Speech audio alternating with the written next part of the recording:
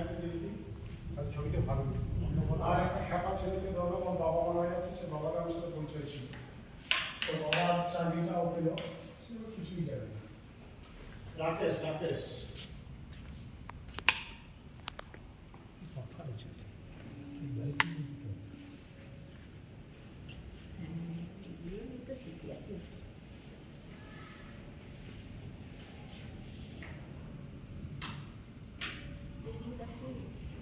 নতুন নাইটি সম্বন্ধে কি করে কি করো? নাইটি নাইটি না নাইটি আমার ওই সকাল সকাল উঠে সকাল সকাল দুটো গেলে দুটো থেকে একবারে রাইট একবারে আমি সকালে ওরা অল্টারনেট করে আছে ভিডিও মার্কে তো অল্টারনেট করে একদিন গ্যাপ একদিন আমার চিকিৎসা দেন আমাকে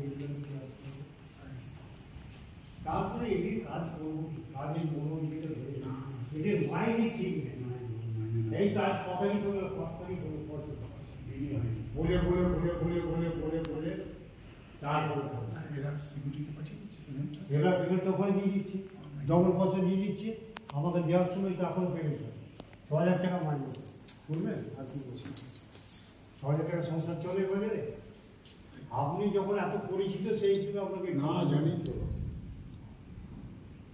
কিন্তু তখন এটা জানি আমার ঢুকে গেছে এদেরকে 2005-06-07 আমার অফিসে বিল করেছেন 2005-এ, আর সিকিউরিটি থেকে লোক নিয়েছেন 2007। সেই অর্ডারটা আমার কাছে ছিল, এখনও ফাইলে আছে।